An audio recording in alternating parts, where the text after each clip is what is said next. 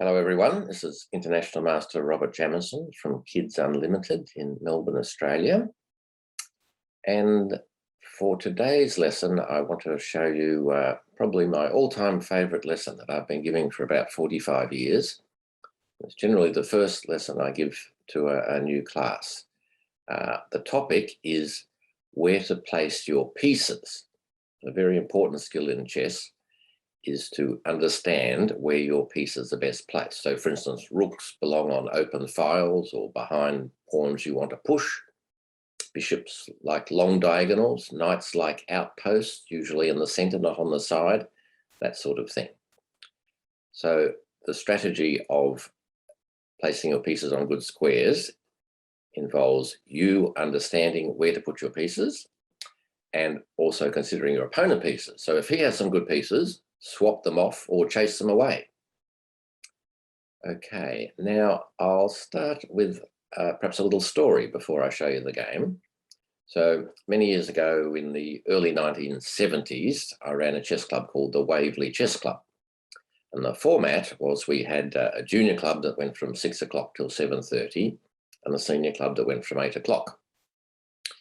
Now, there was a boy living fairly close by named John Salama, and he was a bit keen on chess, so he thought he might like to come along and have a look at the Waverley Chess Club. But he was a bit scared going by himself, so he asked his best friend, a short blonde-haired kid, to come with him. So they came to the chess club and joined up, and that was all good. Sometime later, our senior club was going to play a match against a visiting team, the Nomads Chess Club. And they rocked up and they had 13 players. But I looked around at our club and we only had 12. We were a player short. What to do? So fortunately, there were still a few kids hanging around from the junior club. So I went up to that short blonde kid, the friend of John Salama, and said, "Hey, Sonny, would you like to stay behind and play a game in the senior club?" And he said, "Okay." So I said, "Don't worry too much. I don't think they're very strong, so just do your best." All right, so we played the match. The score was 12.5 to 1/2 in our favour at the end of the day. So who do you reckon was the half point? Yes, it was the little blonde kid on board 13. He only managed to get a draw. His name, by the way, was Daryl Johansson. And of course, we now know him as International Grandmaster Daryl Johansson, 6 times Australian champion. So that's how he got his start in chess, which probably goes to show that you can have a chance to become a grandmaster no matter what, even if you're the bottom board in your club. All right, now onto the game. So this is a game between myself and Daryl. Daryl was, I think, about 15 at the time. So he's a okay junior, nothing special. And I am an Australian champion playing white. So he's probably trying to get a draw with me. All right, let's see how we go.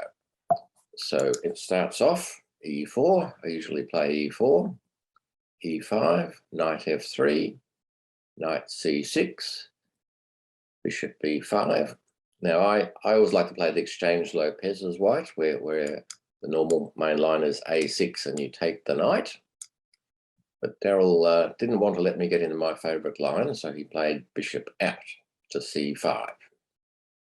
All right, not quite sure what to do here, play c3 or something, but I thought I'd just play safe and castles. And then he did something slightly naughty. As I tell all my students in the opening, the aim is to get your men out quickly, so move each piece once and place it on the best square. Unless it's attacked or you can take something for free, but that's the general rule. But Daryl moved his piece twice. He played knight d4. Why is he doing this? Well, probably wants to swap pieces.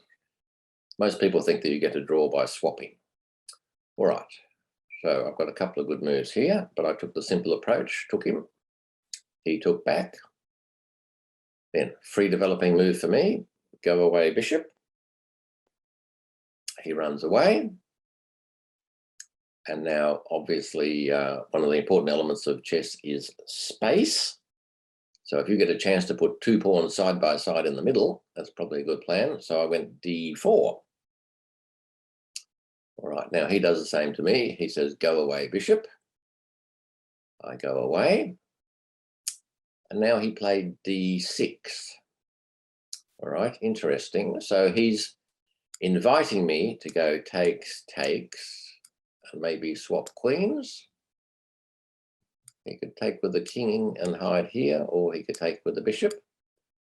But of course, as the stronger player, I'm trying to beat him, so I need to unbalance the position. So I don't really want to have a big swap off with one open file on the board where we can all exchange our pieces on the open file. So I did something a little bit daring, and I played queen e2. Now, I'm sure you've noticed, this is leaving my d pawn on free pawn. So what do you think? Should he take the pawn, or should he play safe? I scared him out of taking the pawn. What would have happened is he would have taken me and not takes back. So many players just take back, but I think I would play rook here, threatening to take back. Now, if he takes me, I take here. So the elements of chess are time, space, material, king safety. So what I've done is I've exchanged material, he has an extra pawn, for time. Look, I have 1, 2, 3, 4 men out. He only has 1. And this is a really weak pawn. I mean, I'm going to gang up on it and probably win it. And I got a very nice position. So Daryl didn't do that. He thought he would develop this knight. All right, now a little question for you. Should he put the knight here on f6 or here on e7? What do you think? Okay, he chose e7. I think this is probably better. Knights in the center are better. Now, I can do a pin, but it's not really a big deal pin. It's not a killer pin. And this is a pretty good bishop. I don't know that I want to give it up for a knight. So he went knight e7, maybe slight inaccuracy. All right. Now, one of the things you're trying to do in the opening is develop your pieces quickly. Now, I have a 2-move sequence here where I can get a free developing move in. So have a look, white to play. What would be a good sequence for white?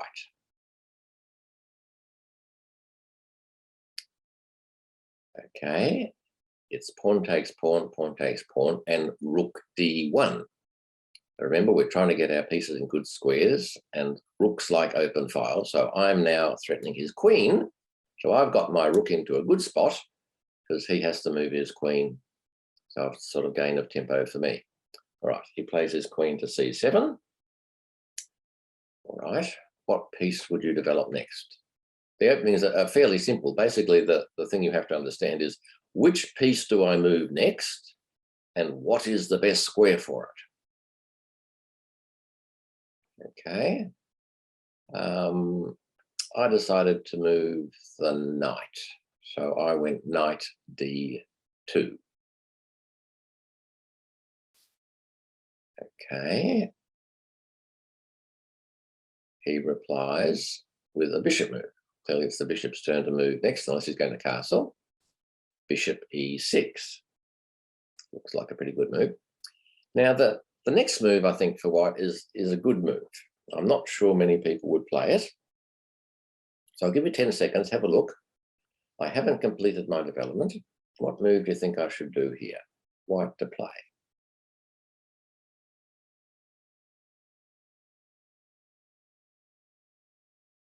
Have you decided? All right, so remember at the start, I said there's 2 aspects to it. You're trying to put your pieces on good squares and swap off or chase away your opponent's pieces if they're on good squares. Now, which is black's piece? Clearly, it's this fantastic bishop here on e6.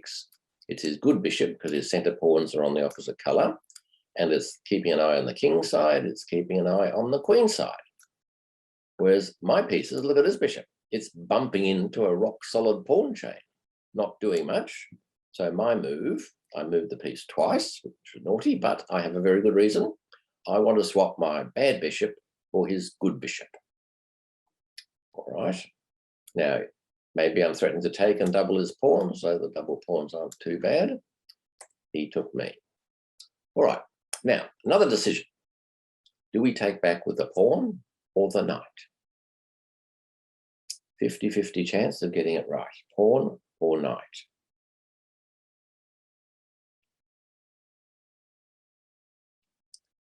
Okay, I took with the pawn. Now, a lot of players, a lot of junior players will say, oh my God, you've got a double pawn. This is terrible. I've seen players give up a piece so they don't get a double pawn. So a lot of players have an irrational fear of double pawns. Now, double pawns can be weak. So, for instance, if they're isolated by themselves, or if they're on an open file and can be easily attacked, they might be weak. But just have a look at it here. So my A pawn is covering one square. It's covering the B3 square. All right. If it goes to B3, it has improved its position and it's now covering two squares and they're closer to the center. So the pawn has improved itself. And in addition, I've sort of activated my rook for free. Okay, so I chose the pawn.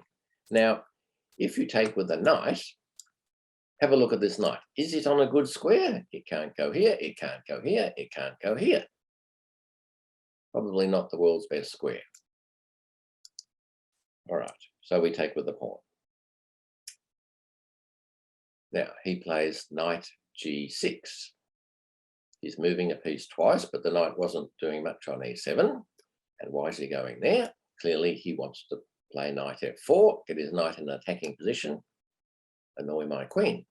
All right, what do we do?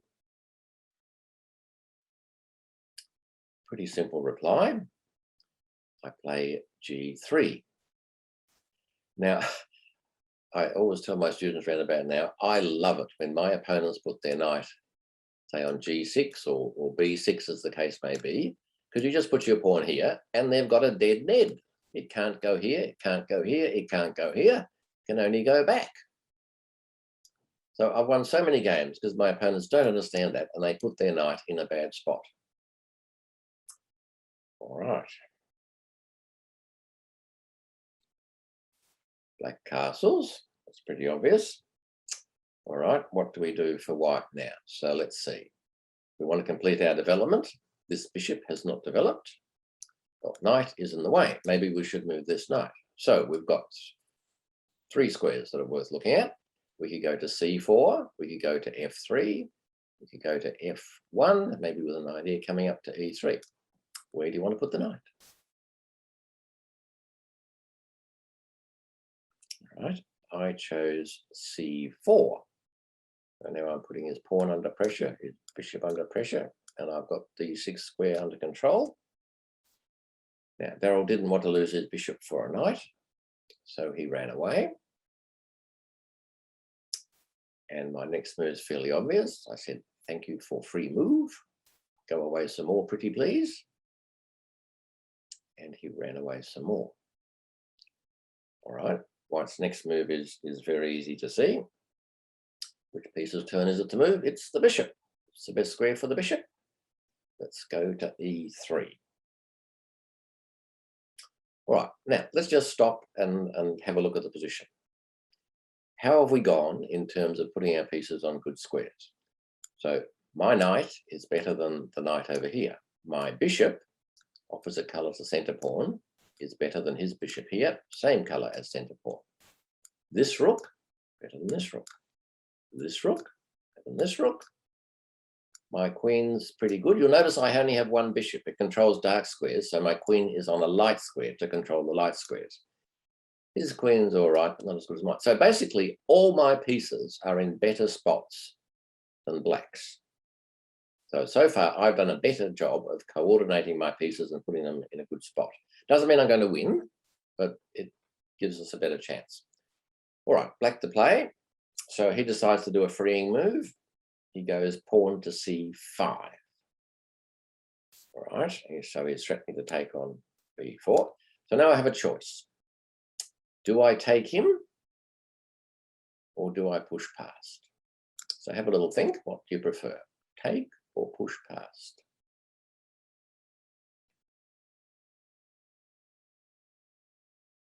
I think they're both quite good, actually. Push pass gives you more space, puts another pawn on the opposite colour to the bishop. But I chose to take. He took me back. I took him, he took me. Now, I hope a lot of you are saying, hang on, Robert, what's going on here? You're swapping your good pieces for his bad pieces. He was a bit cramped, and you've done a swap off to uncramp him. Surely this is no good. Why are you doing this? All right, what's the answer? Why am I doing this? Remember the 4 elements of chess: time, space, material, king, safety? Well, what I'm doing is I'm swapping one element, which is space. If I had that pawn on b5, I'd have nice extra space on the queen side, for the element of time. I'm now able to get an advantage in development by playing rook d5. So generally with your rooks, you want to double them on open files and zoom in and attack the enemy on his back rank or his second rank, that sort of thing. So now I'm chasing his queen away. Right, and he's limited in his options because his e-pawn's attacked. So he has to either put the queen on c7 or e7. Which do you prefer?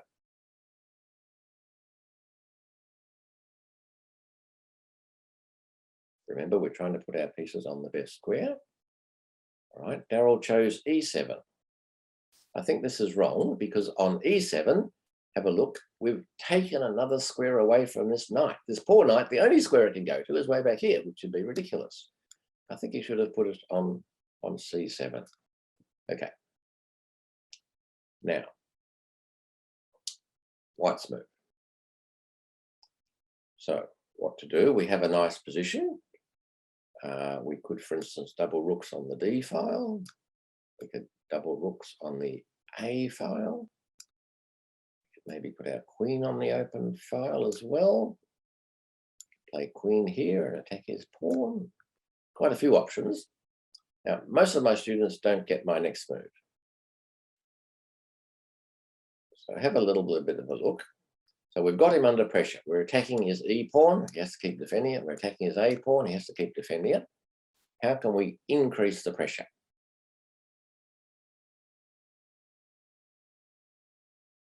Right. There's a few good moves, as I said, but the move I chose is h4. It's strange, but when you either don't know what to do or there's no clear line, often playing pawn to h4 or a4, as the case may be, sort of intimidates your opponent and they think, oh, I'm being attacked, help, help. So now clearly I'm threatening pawn to h5, driving the knight away, and when the knight goes away, free e-pawn. Now, Daryl unfortunately blundered here. He played a silly move. He lashed out and played f5. All right. Question: why did he blunder? Why did he lash out? So just think about it. The whole game so far, he hasn't threatened anything. He hasn't done an attack. He's just been sitting there on the defensive with a slightly worse position. It's been incredibly boring for him. And people, particularly juniors, they think there's one strategy in chess: attack. So there's a lot of psychology in chess. So I think Daryl's psychology came up with the wrong decision here, and he decided to go for it and attack. All right, I clearly went h5, attacking the knight. The knight would have to go here, and then it's free centre pawn. Probably take with the rook. So he decided to resign. Pawn down against the knight with a lousy position. Probably fair enough. But let's just go back a fraction. What if he had not lashed out? What if he had have played a solid move, which is f6? So he's defended the pawn. Now, if I want, I can attack his knight and go back, but now I can come back into the game here. All right. What would have happened? What move do you think white should play here?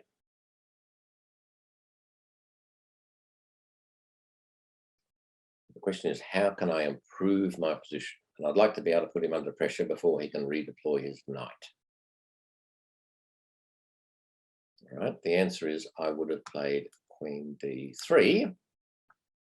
with the subtle threat of rook here attacking the queen and attacking the b pawn.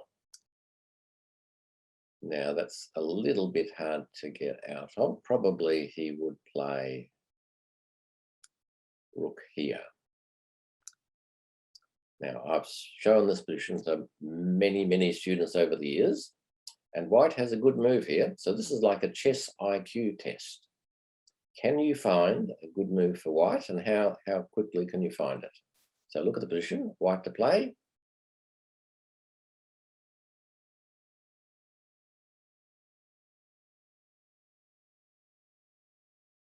Have you found it? Because in chess, tactics rule. As soon as your opponent makes a move, we should say, why did he do that? And are there any tactics? Is he threatening anything? Am I threatening anything? And in fact, white has a winning tactic here. Hope you found it. The move I would have played is rook takes a7. Because this rook is overloaded. It has to protect the pawn and it has to protect the rook.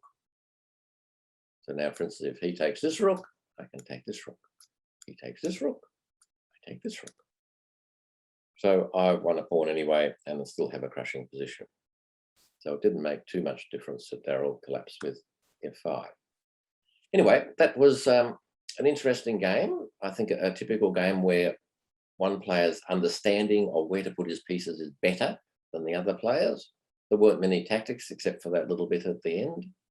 So you can win a game easily just based on your better understanding of piece play. Okay, so I hope you enjoyed the lesson, and I'll see you all next time.